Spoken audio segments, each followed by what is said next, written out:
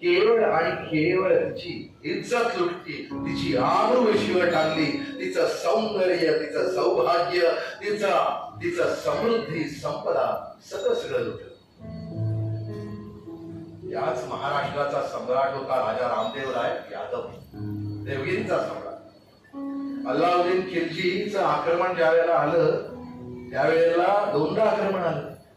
राजा रामदेवरायाला त्या आक्रमणाला सामोरं जाताना पराजय पत्करायला लागला. पराजय ही काय भावना असते हो, काय काय काय काय द्यायला जातं. राजा रामदेवरायाने प्रचंड पैसा दिला, सोनं नाणं दिली, उत्तम घोडे दिले, राज्याचे तुकडे वाटून दिले. इतकंच कमी काय, म्हणून स्वतःची पोटची पोरगी राजकन्या जेठाई ही सुद्धा अल्लाउद्दीनच्या सलाम. काय झालं राज्यकर्त्या, काय केलं या इस्लामी आक्रमकांनी. ती जेठाई ज्या वेळेला त्या अल्लाउद्दीनाच्या सलामखान्यात गेली त्याच वेळेला महाराष्ट्राच्या स्त्रीवरती, त्या संपूर्ण स्त्रियांवरती वरवंट आला. तिच्या आयुष्याची होळी झाली आणि मग फक्त आणि फक्त अनाचार, बेआबरू. अहो, स्त्रियांनी महाराष्ट्रात जन्मच घेणं हे पाप होतं. समर्थ रामदास स्वामींनी एक उत्तम काव्य लिहिलं. ते सगळ्याकडे फिरत होते. त्या कालखंडात परिस्थिती काय होती त्याचं उत्तम उदाहरण केलं. कधी मिळालं तर जरूर वाचा. आसमानी सुलतान त्या सुद्धा काव्याचा नाव बरंच आहे. लताबाईंनी एक आता मध्ये जे गायलं होतं प्राणी मात्र झाले ते त्याचेच स्कंद आहे. एक धाडीवरी धाडी येती तया सैनिकांचे संहार होती. अशा टोळधाड्या येतात, असे सैनिक येतात आणि अख्खच्या अख्खं गाव फस्त करून टाकतात. मारणं आणि मारणं, द्वेष. हे जे अब्राहमीन जे काही धर्म आहेत ना, ख्रिस्ती काय किंवा इस्लामी काय, त्याची मुलं बघा. केवळ देश, दुसऱ्याने जगायचंच नाही. फक्त आम्ही आमच्याच धर्माने जे सांगितलेलं आहे ते पाळायचं. तुम्हाला कुठलंही अस्तित्व नाही, तुम्ही पृथ्वीवर जगायचंच नाही, तुम्ही फक्त आणि फक्त इस्लामी तरी व्हायचं नाही तर ख्रिश्चन तरी व्हायचं, असे हे धर्मग्रंथ जर सांगायला लागले आणि तेच जर त्यांचे धर्मानुयायी धर्मगुरू सांगायला लागले तर कोणत्या हिंदुस्थानामधलं धर्मांतरण कधी थांबणार. काय झालं या हिंदू संस्कृतीला, ती भाषणी संपायला आली. रावळे मोडली, ब्राह्मण स्थाने भ्रष्ट झाली, धर्म गेला. मग लालचीसाठी मारून मुटकून का होईना, काही हाताशी पुरलं नाही म्हणून का होईना लोक कर्म घ्यायला लागले. अहो, कुळवंतांचे कुळीचे मराठे सुद्धा याच्यातून सुटले नाही. स्त्रियाच्या आडूचं मी बोलूच नाहीये. रामदास स्वामींनी त्या काव्यात असं म्हटलेलं आहे, किती गुजरेणी ब्राह्मणी भ्रष्ट. गुजरेणी ब्राह्मणी म्हणजे समाजाचा उंच वर्ग. गुजरेणी व्यापारी बायका, ब्राह्मणी इंटेलेक्च्युअल बुद्धिमान वर्गाच्या बायका. त्या द्रष्टविल्या तर समाजाच्या उरलेल्या स्तरातल्या किंबहुना तळागाळातल्या बायकांचं काय असेल जीवन.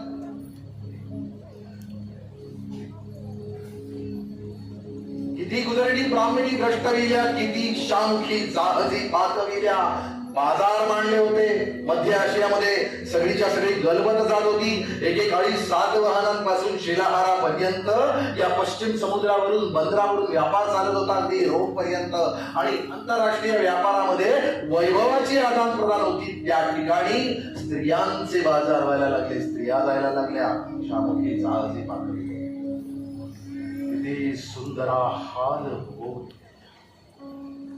सुंदर स्त्रीने तर महाराष्ट्रात जन्मच घेतला. कारण ती एखाद्या तरी सुलतानाच्या किंवा एखादी इस्लामी उमरावाच्या अमीराच्या नजरेला जरी पडली ना तर ती तिच्या जनानखान्यात जाईल आणि आयुष्यभर हाल भोगून गेल्या. हे असं वातावरण. प्रेम खणवली ती. पीक आलं रे आलं की धाड यायची आणि सगळ्याच्या सगळं खणून घेऊन जायचे. मूठभर अन्नासाठी सुद्धा महाग झाला होता इथला शेतकरी. जीवनच राहिलेली नव्हती. किती ती जळी मला बुडाली, डोका आणि आत्महत्या केली. हे एवढंच काय म्हणून निसर्गही कोपला, त्यानेही दुर्गा देवीचा दुष्काळ आणला. लोक परागंदा झाली, खायला नाही. अशा भयानक अवस्थेला कुठल्या तरी एका शासकाने अन्याय दूर करावे, अत्याचार दूर करावे, 2 वेळचं अन्न तरी नीट पोटभर द्यावं यासाठी आसुसलेली जनता. कोणी येणार आहे का हे दुःख संपवायला? ही सगळीच्या सगळी मंदिरं तोडली, या लेणी फोडली, हे सगळं कधीतरी पुन्हा एकदा मांडणार आहे का कोणी?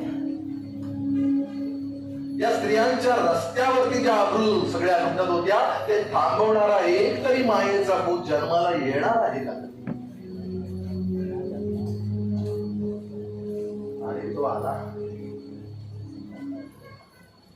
एकनाथ पैठणीचा अनाथांचा नाथ, महाराष्ट्र भाग्य भवानीच्या पैठणामधून तो तिच्या दरवाजावरती दोन्ही मुठी मारत मारत तिला साखर घालत होता. पहिले दारुगड, नवखंड पृथ्वी तुझी चोळी, सप्त पाताळे पावले गेली, अशी तुझी कीर्ती, अशी तुझी ध्रुती, डोळे मिटून काय बसलीस बये दारुगड?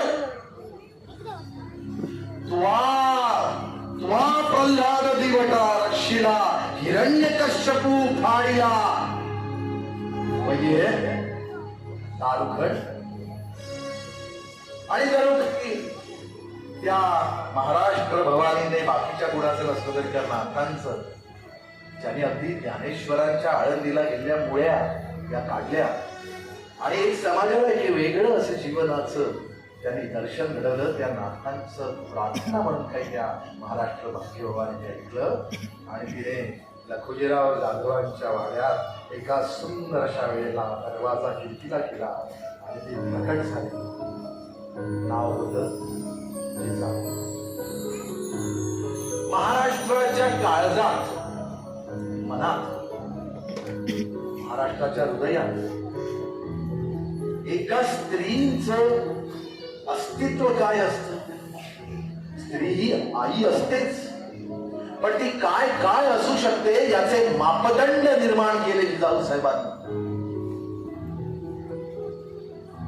आई ज्या दिवशी ठरवते समाज सगळी अव्यवस्था बघते आणि त्याला आई ज्या वेळेला ठरवते की ही बदलण्यासाठी माझ्या पोटी तो जन्म आला पाहिजे आणि माझ्या पोटी आलेल्याने हे केलं पाहिजे, हा जो आत्मविश्वास तिच्यामध्ये पाहिजे, एक आठवण्य पाहिजे, एक भत्तराची जी भूमिका पाहिजे, ही आऊसाहेबांची होती. 8-10 वर्षाच्या असताना त्या वेरूळला भोसल्यांच्याकडे आल्या आणि त्यांनी सगळा महाराष्ट्र, आपला पती शहाजीराजे, त्यांच्या मनामध्ये कुठेतरी स्वप्न होतं आपण राज्य करावं, किंवा ती आतमध्ये दडपलेली सुषुप्त इच्छा हीच स्वराज्याच्या मुळाशी आहे. पण मग हे कधीतरी होईल का? 1636 ला निजामशाही घोळताना शेवटचा निजामशहा मुर्तुजा याला मांडीवर बसवून मायाळकडे आमच्या मुंबईच्या बाजूला माहुलीच्या किल्ल्यावरती शहाजी राजांनी शेवटचा लढा हा आदिलशाह आणि मुघलांच्या संयुक्त फौजेशी दिला.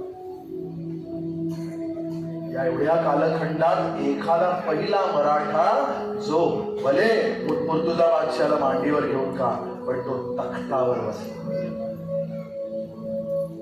या शहाजी राजांची स्वप्न आणि आऊसाहेबांचं त्या स्वप्नांचा हा यज्ञ हा ज्याने पूर्ण केला ते आमचे छत्रपती शिवाजी.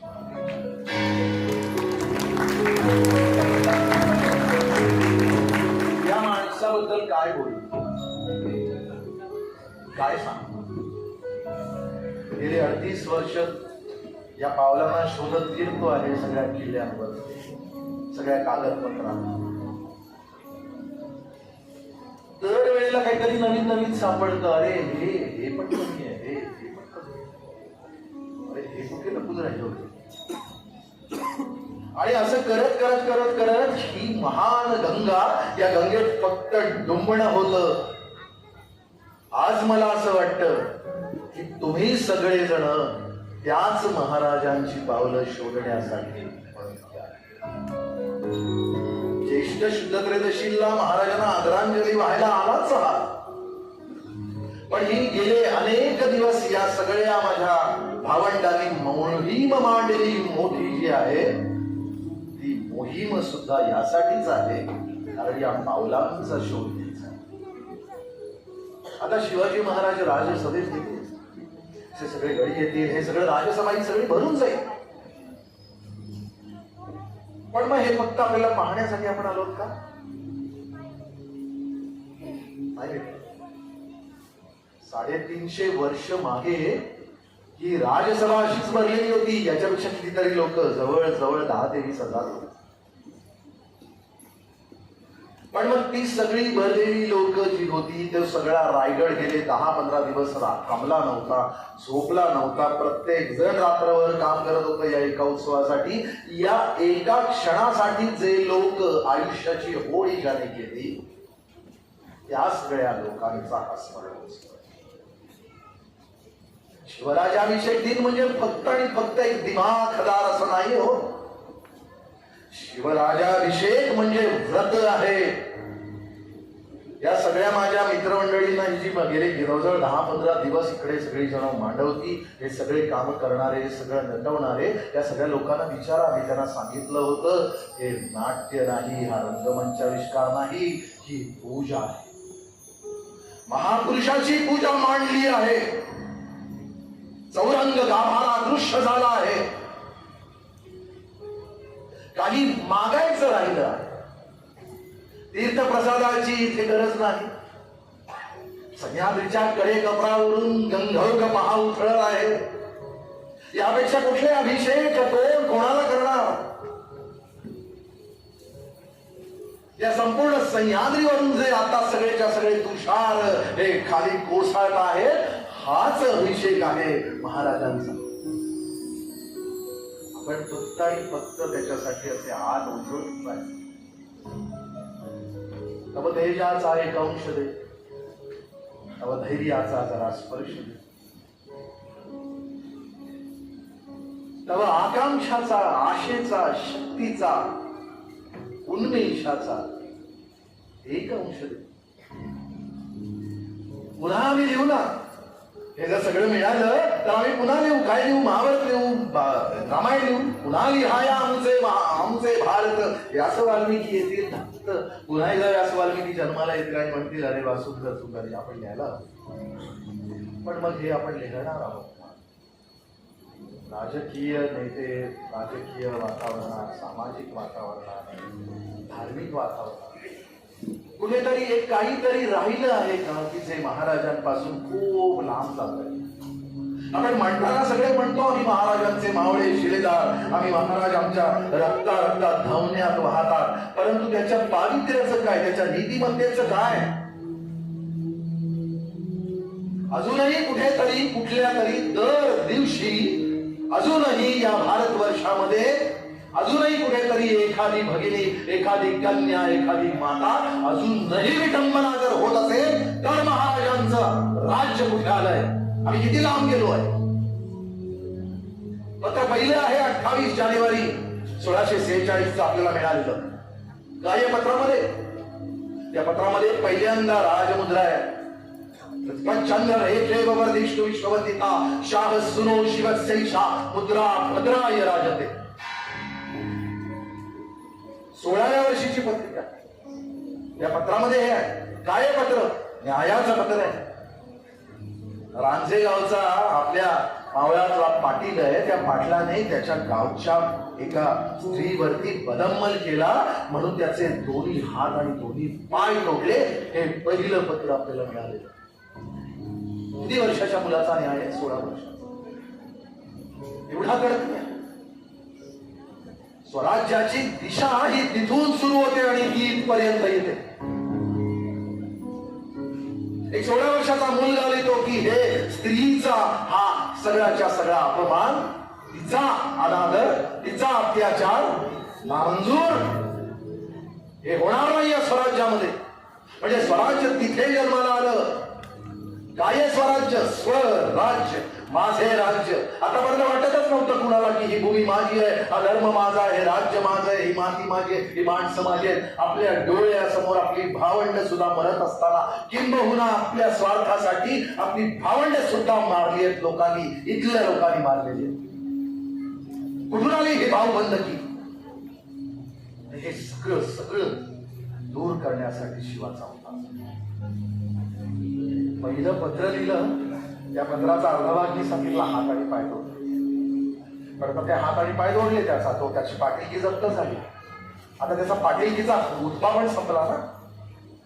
आता त्याच्या सगळ्या घरांनी, जॉईंट फॅमिली होती त्यावेळेला, एकत्र कुटुंब पद्धती, मोठं सगळे चुलत भाऊ हे ते वगैरे सगळं, मोठा गाडा वगैरे सगळं घर वगैरे, त्या सगळ्या लोकांनी याने शेत खाल्लं. त्या या सगळ्या लोकांचं काय दोष होता?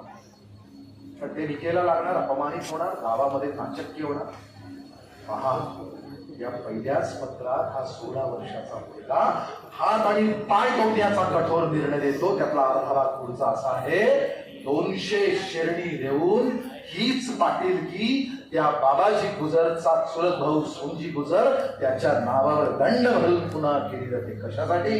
याला पोसायचं आणि याच्या कुटुंबाला पोसायचं आणि पुन्हा पाटीलकी व्यवस्थित लावायचं. पण हे असं गैरकृत्य कधी करायचं नाही. बहुत जनांशी आधार म्हणजे काय होते? एका बाजूला मारायचं आहे आणि दुसऱ्या बाजूला मांडायचं आहे. एका बाजूला सांडायचं आहे आणि दुसऱ्या बाजूला सावरायचं आहे. हे म्हणजे शिवचरित्र. महाराजांनी आणि त्यांच्या ज्वलकांनी, समकड्यांनी हा 1644-46 पासून 1674 पर्यंत राज्याभिषेक होईपर्यंत एवढ्या घडामोडी झाल्या, एवढ्या गोष्टी. हे सगळं चरित्र सगळं सांगत बसलो ना तर रात्रभर तुम्ही ऐकत आहात. मग मला म्हणाल की तू म्हणालास की वेळ कमी पडला, मग आता केवढं बोलतोय? काय हे सगळं आतमध्ये साचलेलं आहे, जे माझ्या राजाचं आहे. ते जर तुम्हा समोर नाही मांडलं भावंडांसमोर, तर या वाणीचा काय अर्थ राहील? काय करायचं हे ज्ञान? जे ज्ञान समाजाच्या उपयोगाचं नाही. जर काही कामच नाही केली, क्रियाच नाही केली, तर ही नुसती वाणी, ते म्हणाले अमोघवाणी अमोघवाणी अमोघवाणी करायची काय अमोघवाणी? जर हाताने काम घडलं नाही, क्रियेविण वाचाळता व्यर्था, क्रिया केलीच पाहिजे. कारण आधी केले मग सांगतो. आज मी तुमच्या समोर आहे आणि तुम्हाला सांगतो आहे, हे खाली मान घालून नाही, डोळ्यात बघून सांगतो आहे. कारण आधी केलं आहे. रायगडाच्या पाषाणामध्ये राजाभिषेकाचा दगड मांडलेला आहे. तो उत्सव उभा केला मोठा, माझ्या सगळ्या सवंगड्यांना घेऊन. ती पताका सगळीच्या सगळी माझी जीवेचे आवडी, रायगडा नेईन गुढी, म्हणून उभा 12 वर्ष एक तप या किल्ल्यावरती सुचलो आहे. म्हणून सांगतो आहे, ऐकलंच पाहिजे माझं. कारण तुम्ही वेळ देत नाही आहात मला. तुम्ही माझ्या राजाचं सगळ्याच्या सगळं चारित्र्याचे गुण घेऊन जाणार आहात. आणि ते या सगळ्या हॉलमध्ये भरलेल्या सगळ्या लोकांनी, ते या मराठा समाज संस्थानाच्या, सावंतवाडी संस्थानाच्या हॉलमधल्या प्रत्येक माणसाने जर ठरवलं की होय मी ते राजाचं सगळं तुझे देतो आहे, दान पावलं, ते देणं घेतलं, आणि आता आम्ही आमचा समाज सुंदर करायला लागतो, भारत सुंदर करायला लागतो, हे असं जर घडलं ना भावंडांनो, तरच माझे दाखव. आपण बोलतो त्यावेळेला त्या मानधनासाठी कोणीच कधी बोलत नाही. मी नाही बोलत मानधनाची अपेक्षा.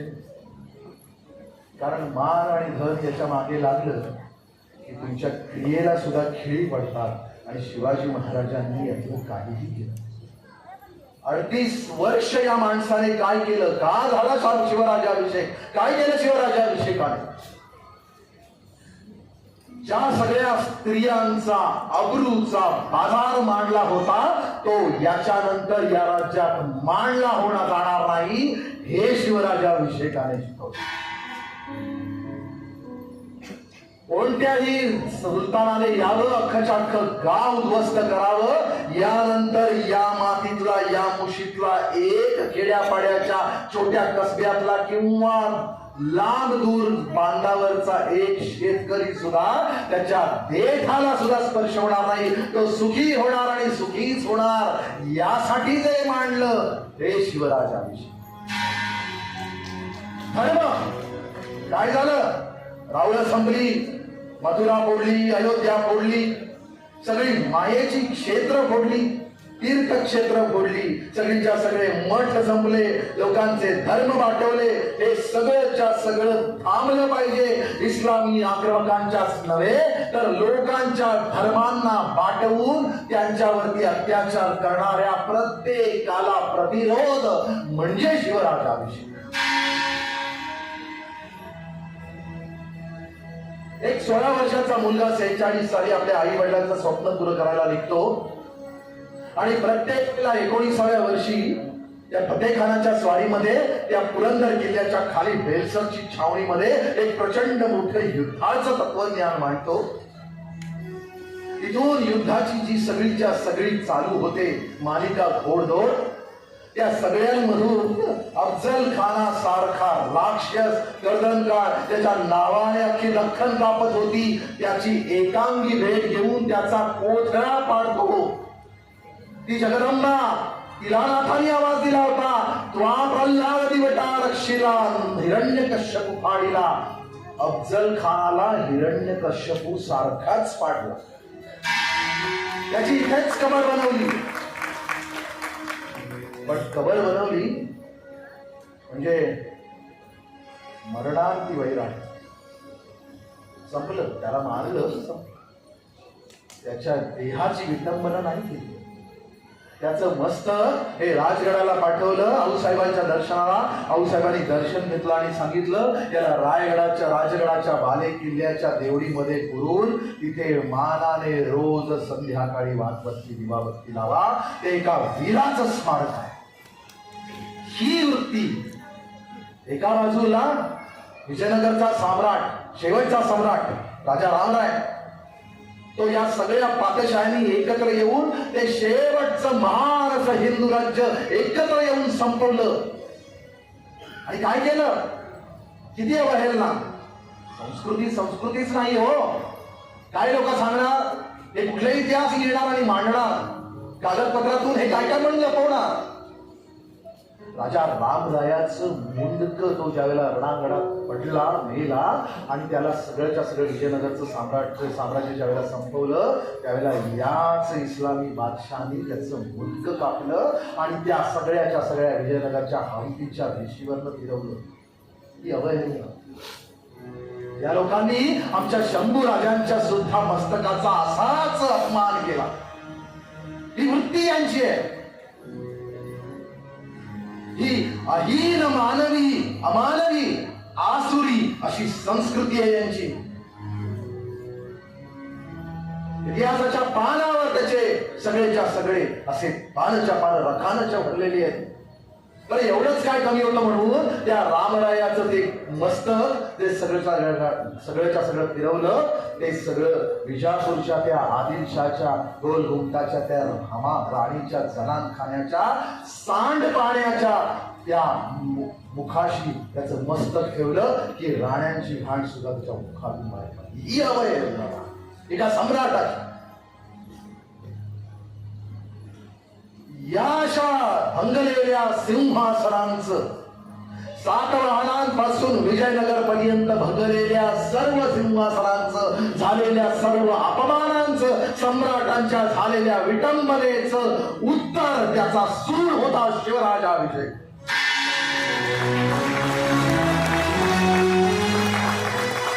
काय सांगू शिवराजाभिषेक का झाला आणि का केला, कोणी केला? आपण बघणार आहोत. तो धार्मिक विधी आहे, पण त्याची मीमांसा काय आहे, त्याची कारण काय आहे? रयतेला आपला राजा मिळणं. लोकांच्या डोळ्यामधल्या पाण्याला प्रत्येकाला महाराजांनी पडू दिलं नाही, सांभाळलं. आपल्या सेनानायकांना सुद्धा, छावणीला सुद्धा पत्र लिहिताना म्हणतात, रयतेच्या भाजीच्या देठास सुद्धा हात न लावणे. काय पत्र आहे? अहो, या माणसाने केवळ माणसांचं कल्याण नाही केलं.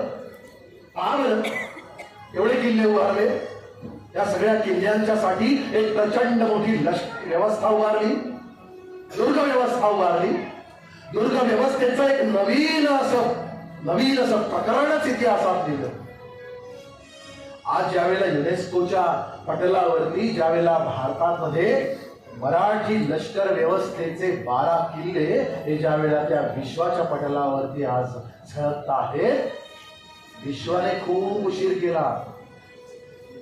हे डोंगर झाले, हे डोंगर नाहीयेत हो, हे चिरे नाहीयेत, हे दगड नाहीये, ते इतिहासाचे या अप्रतिम लष्करी व्यवस्थेचे साक्षीदार आहेत. काय बदलला? पोटात बॉम्ब घेऊन आकाशामध्ये विमान उडायला लागली, आता तर ड्रोन सगळीकडे फिरायला लागले, मिसाईल्सने लोकांच्या लोक मारायला लागले. काय बदलला? पण शस्त्रांचं स्वरूप जरी बदललं तर त्याच्या मागची मानसिकता बदलली आहे का? कोणावरती तरी राज्य गाजवायचं, कोणाला तरी नामहरण करायचं, म्हणूनच आज कुठली तरी महासत्ता कुठल्या तरी देशाचं स्वातंत्र्य हिरावून घेते आहे ना. ती वेळ जर तिकडे आहे तर उद्या उमऱ्यात आतमध्ये यायला किती वेळ लागेल? त्यावेळेला काय करणार आहात? त्यावेळेला कोणत्या छत्रपतींनी यायचंय पुन्हा एकदा अवतार घ्यायला? नाही ना. त्यावेळेला या राष्ट्राचं, या सगळ्याच्या सगळ्या संस्कृतीचं, त्या हिंदू धर्माचं सगळ्याचं संरक्षण करणं, याच्यासाठी काय काय काय काय काय रथमण्यांमध्ये व्हायला पाहिजे हो, ते शिवराजाभिषेक. शिवराजाभिषेक म्हणजे संस्कार, शिवराजाभिषेक म्हणजे विचार, शिवराजाभिषेक म्हणजे आदर्श, शिवराजाभिषेक म्हणजे संस्कृतीचं पुनर्प्रतिष्ठापन. कविराज भूषण त्या काळात लिहून जातो, काशी होकी कला गई, मथुरा मसीद होई, घर शिवाजी ना होते तो सुंदर कपूर. कोण लिहितोय? उत्तरेचा महाकवी लिहितोय. उत्तरेचा महाकवी इथे येऊन शिवरायांच्या दरबारात गातोय, त्यांचं कौतुक करतोय, कारण सगळा भारत नासवला आहे या इस्लामी आक्रमकांनी. एक कुठेतरी सोन्याचा किरण मला दिसतोय या भारतात, तो सह्याद्रीच्या कुशीमध्ये वसलेला आहे, तो रायगडावर आहे. म्हणून हा उत्तरेतला महाकवी औरंगजेबाला सांगतो की अरे तुझं काय काव्य करणार मी? तू तर तुझ्या भावाला मारलं, बापाला मारलं, बंदिवासात टाकलं, असा क्रूर आहे तू काय केलंयस की मी तुझं कौतुक करावं? एकदा मी खाली जातो आणि त्या माणसाला सांगतो ज्याने अनेकांचे बाप वाचवले, अनेकांच्या भावंडांचे संसार वाचवले. आज या हिंदुस्थानामध्ये फक्त आणि फक्त असा एकच माणूस आहे ज्याला आमचे सगळे ईश्वरी अवतार आम्ही एकाच माणसामध्ये बघतो. इंद्रजिमी शंभ पर, बाणव सांब पर, रावण सदंभ पर, रघुकुल राज है. बाण बारी बाह पर, शंभु रतिनाह पर, त्यो सहस्त्र बाह पर, राम द्विजराज है. भावा द्रुमदंड पर, चीता मृगशुंड पर, भूषण वितुंड पर, जैसे मृगराज है. तेज तमांस पर, कान्हजिवी कंस पर, त्यो म्लेच्छ पंस पर, शेर शिवराज है. काय प्रतिभा आहे, काय सुंदर शब्दांचं लालित्य कोणी दिलंय? कविराज भूषणांनी. हे एवढं गारुड हे त्यावेळेला कसं, आणि आज आम्ही आता फक्त प्रांतामध्ये आम्ही हे आम्ही ते, आम्ही मराठी, आम्ही उत्तर भारतीय, आम्ही हिंदू, आम्ही बिहारी, आम्ही काय चालवलं हे नाही ना महाराजांनी शिकवलं. महाराजांनी हा अख्खा हिंदुस्थान एक करण्यासाठी म्हणून त्या लचित बलुकांना प्रेरणा दिली, त्या छत्रसाल बुंदेलाला प्रेरणा दिली. उठा, जुगारून द्या पारतंत्र्य, आपल्या लेकी सुनांचं बाळांचं रक्षण करा. स्वातंत्र्याचा सूर्य प्रत्येक माणसाचा अधिकार आहे आणि हे सांगणार सार्वभौमत्वाचं बाळकडू म्हणजे शिवराजाभिषेक. शिवराजाभिषेक हा विधीचा, केवळ राजाभिषेक पवित्र विधींचा, धार्मिक विधींचा असा उत्सव. पुढे अजून चालणार आहे, पण मी क्षमा मागतो कारण कालपासून मी खूप तापात आहे, त्यामुळे आवाजावर थोडासा परिणाम आहे. खूप एनर्जी लावतोय मी, माझी इच्छा आहे, पण कुठे जर आस्वादामध्ये तुमच्या जर गतीभर कमतरता आली तर क्षमा केली.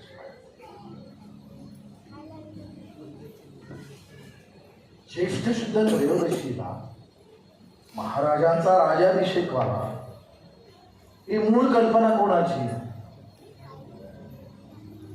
सभासद म्हणतो की गागा भट्टाची. गागा भट्ट हा वाराणसीचा बृहस्पतीच जणू. तो आला आणि त्याने बघितलं आणि महाराजांना सांगितलं, राजे एवढी मोठी पाटशाही निर्माण केली, पण तुम्हाला मस्तकी तख्त नाही आणि मस्तकी मुकुट नाही, राजमान्यता नाही, म्हणून तख्ती बैसावी.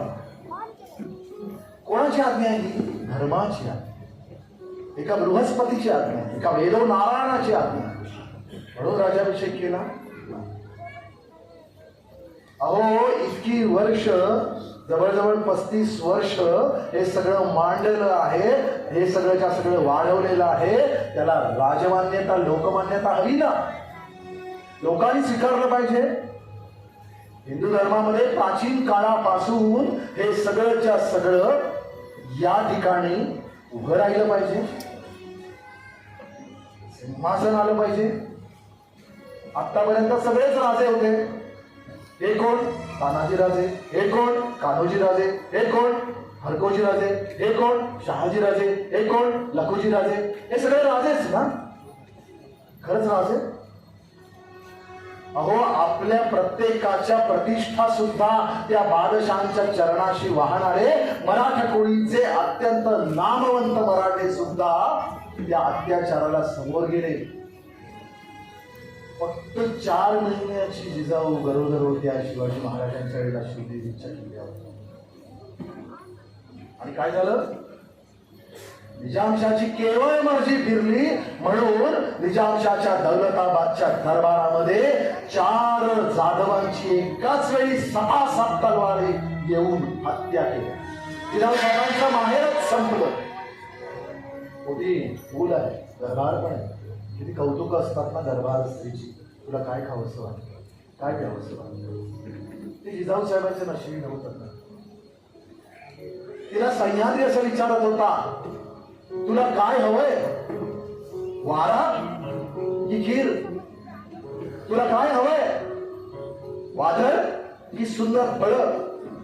तुला काय हवंय, तलवार की फुलांचं धनुष्य? जिजाऊ साहेबांचं माहेर एकाच वेळेला संपलं. हे कमी की काय होतं म्हणून 7व्या महिन्यामध्ये, इतकं कौतुकाच्या महिन्यामध्ये दुसरी एक बातमी मिळते. प्रत्यक्ष भोसल्यांची कुलवधू नाशिकला पंचवटीच्या घाटावरती स्नानाला गेलेली असताना महाबत खान नावाच्या सरदाराने घाटावर तिची अब्रू लुटली. भोसल्यांची कुलवधू जाऊन जिजाऊची. तरी सुद्धा हे सगळे मराठे, हे सगळे फक्त आणि फक्त पाहत होते. आणि म्हणून जिजाऊ साहेबांनी स्वातंत्र्याचा अंगार हा आपल्या मुलामध्ये पेरला. उठ लढ, लढवून मिळव आणि मिळून हे सगळं या लोकांसाठी निर्माण कर. त्यावेळेला तो जो यज्ञासाठीचा जो पट मांडला, त्या वेदीवरच्या पूर्णाहुतीचा प्रसंग म्हणजे हे जिजाऊ साहेबांचं. आणि कसं असतं बघा, काही लोक ना ते आयुष्यभर एका ध्यासाने जगतात. जिजाऊ साहेबांचं पण तसंच आहे. त्या ध्यासाने जगल्या, सगळा महाराष्ट्र फिरला, कोकणात येऊन गेल्या. शिवराजाभिषेकानंतर फक्त 12व्या दिवसाने आऊसाहेबांनी गेलं ठेवलं. ज्येष्ठ शुद्ध त्रयोदशीला. आणि आऊसाहेबांचं जाणं ज्येष्ठमध्ये नव्हतं. जणू काही आयुष्यभर जे फक्त एका ध्यासासाठी मांडलं होतं ना, ते पूर्ण झालं. आता जगायचं कशाला, काय करायचंय, बाकीचे बघून घेतील. इतकं भरून पावणं हे ज्यांच्या भाडी परमेश्वराने लिहिलं होतं, अशा जिजाऊ साहेब तुमच्या आमच्या आऊसाहेब, तुमच्या आमच्या. हे सगळं शिवराजाभिषेकाचं जे काही सरळ मर्म आहे, कारणमीमांसा आहे, यासाठी भावंडांना तुमच्या समोर मांडतो आहे. कारण आता तुमच्या समोर फक्त शिवराजाभिषेकाचे एक एक विधी होती. एक खास विधी हे विसरला होता भारत. कारण हिंदू राज्यात झाले नाही. विजयनगरचं मध्ये थोडंसं राज्य झालं, बाकीच्या राज्यांचे राजाभिषेक नव्हते. हे सगळे नायक सामंत वगैरे नुसतं मंचकारोहण बसत किंवा नुसतंच काहीतरी सोहळा करत. शिवराजाभिषेक आता सरांनी सांगितलं की अभिषेक विधी आहे. राजाला यश मिळालं पाहिजे, संपत्ती मिळाली पाहिजे राज्याला, त्याची संपदा पाहिजे, त्याचं भाग्य पाहिजे, त्याचं वैभव पाहिजे. संरक्षण, संवर्धन आणि संगोपन प्रजेचं करणं म्हणजे राज्य करणं. अगदी भीष्माने सुद्धा हेच सांगितलं, विदुराने सुद्धा हेच सांगितलं, चाणक्याने सुद्धा हेच सांगितलं. या सगळ्यांच्या राजनीती म्हणजे सुद्धा, या राजनीतींचा परिपाक म्हणजे सुद्धा राजा. हा राजाभिषेक विधी संपन्न करण्यासाठी गागाभट्टांनी खास राजाभिषेक प्रयोग हा म्हणून एक पोथी निर्माण केली. का? संशोधन केलं, रिसर्च केला की हे सगळंच्या सगळं इतके पर्यंत हे कसं आलं, कसे होते राजाभिषेक, मंत्र काय होते, विधी काय होते, त्या सगळ्याचा अभ्यास केला आणि त्याच्यानंतर हा विधी संपन्न करण्यासाठी मांडलेली होती. हे सगळंच्या सगळं राजाभिषेकाचं एवढ्या मोठ्याचं कारण खरं तर हा खूप उशिरा पटकन आला. 1673 अगदी उशिरापर्यंत, नोव्हेंबर-डिसेंबर पर्यंत सुद्धा राजाभिषेक होणार आहे किंवा नाही आहे याच्याबाबतची गुप्तता कुठेही मिळत नाही इतिहासात. परंतु 74 मार्च महिन्याच्या आधी नारायण शेणवी लिहितो, इंग्रजांचा वकील, की या रायगडावर काहीतरी सिंहासन निर्माण केलं जातं. त्याच्यावर कोण बसणार आहे माहित नाही. शिवाजी महाराज स्वतः बसतील किंवा कदाचित पाटशहांपैकी कोणाला बसवतील. पहा, म्हणजे लोकांनी हिंदू राजा बसेल हे त्यांनाही वाटत नव्हतं इंग्रजांना. हे ज्यांना वाटत नव्हतं ना ते वाटावं म्हणून राजमान्यता मिळाली पाहिजे. या संपूर्ण विश्वाने हिंदवी स्वराज्याला, मराठ्यांच्या राज्याला, हिंदुस्थानच्या पुन्हा एकदा जन्मलेल्या हिंदू पुनर्प्रतिष्ठापित हिंदू राज्याला मान्यता दिली पाहिजे लोकांनी की होय, या संपूर्ण इस्लामी पातशाही व्यापलेल्या या इस्लामी राजकांच्या देशामध्ये एक कुठेतरी हिंदूंचं राज्य निर्माण झालेलं आहे आणि त्या हिंदू राज्याची द्वाही दश दिशांना जावी म्हणून जो उत्सव मांडला तो राजाभिषेक. ज्येष्ठ शुद्ध त्रयोदशीच्या त्या दिवसाला आपण सगळे बघा. आता याच्यानंतर आनंद आहे. पण आनंदाला शिस्त आहे. आनंद रायगडावरही होता, पण म्हणून चौकून गळले नाहीत कोणी. प्रत्येक पाऊल जपून टाकलं गेलं, प्रत्येक विधी जपून झाले. राजाभिषेकाच्या पोथीमध्ये एक तुम्हाला मी मस्त गंमत सांगितली आहे की गागाभट्टांनी महाराजांना काही व्रत दिलं होतं. काय आहे व्रत? या संपूर्ण 6 दिवसाच्या राजाभिषेक उत्सवामध्ये महाराज एकभुक्त होते. एकच वेळ, तेही फळ आणि दुग्ध आहार. हा, शय्येवरती, कुठल्या शय्येवर? दर्भाशयावरती, म्हणजे चटई आताच्या भाषेत, त्याच्यावरती झोपले रोज 6 दिवस. एक वस्त्रात होते, वरती खाली फक्त करतो. का? हे काय विधीतले प्रकार? पहा तो धर्म, पहा हिंदू धर्माची ही महती पहा.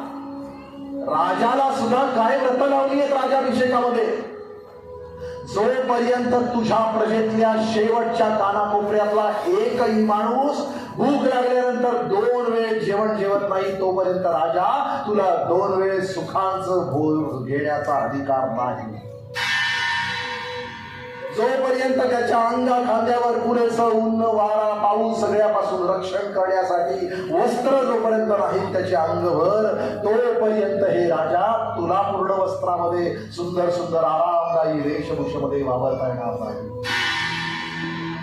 जोपर्यंत तुझ्या प्रजेतल्या शेवटच्या बांधावरच्या शेवटच्या झोपडीतला माणूस पडल्या पडल्या सुखाने झोपतो, त्याची ती सुखनिद्रा जर हरवलेली असेल तर राजा तुला पूर्ण निद्रा घेण्याचा अधिकार.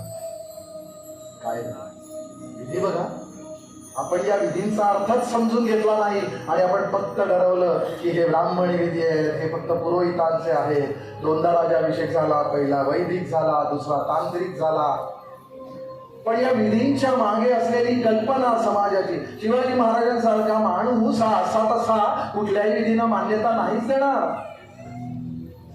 या सगळ्या विधींचा अर्थ समजून घेतल्याशिवाय नाही, धर्माला सुद्धा वळवता आलं पाहिजे राजाने.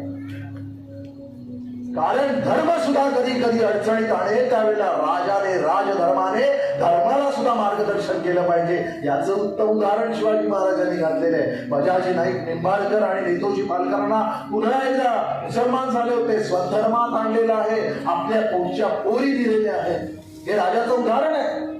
आणि असा महाराज, असे महाराज, असा माणूस जो या सगळ्याचे मापदंड रोवत गेला, न्यायाचे मापदंड रोवत गेला, नीतीचे मापदंड रोवत गेला, सधर्माचे मापदंड रोवत गेला.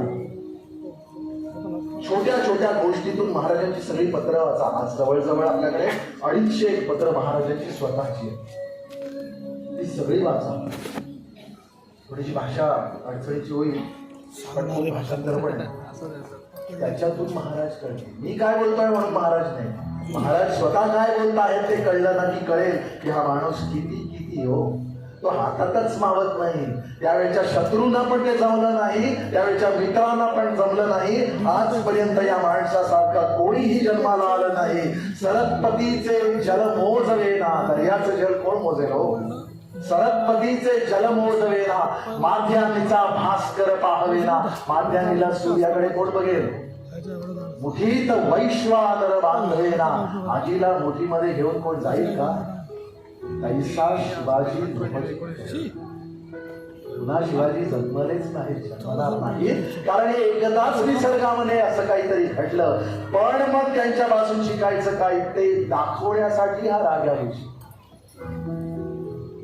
आता हे सगळे येतील ना, मावळे येतील, दरकदार येतील, सरदार येतील, सगळ्यांचं सांगेन मी तुम्हाला. विधी होतील, जागावट्टे येतील, सगळं. तुम्ही या सगळ्या मराठा संस्थानाच्या हॉलमध्ये येऊन इकडनं सगळेजण जाणार आहात रायगडाच्या राजसभेत 350 वर्षापूर्वी, आणि ते सगळं तुमच्या समोर होणार. पण मग त्याचा अर्थ समजून घेण्यासाठी त्याची शिस्त पाहिजे. आता मी ज्या वेळेला या मंचावर उतरेन त्याच्यानंतर इथे ते 350 वर्ष पूर्वीचं वैभव असेल. तो शिवराजाभिषेक असेल जो तुम्ही आम्ही सगळ्यांनी इथे थांबवून ठेवला आहे.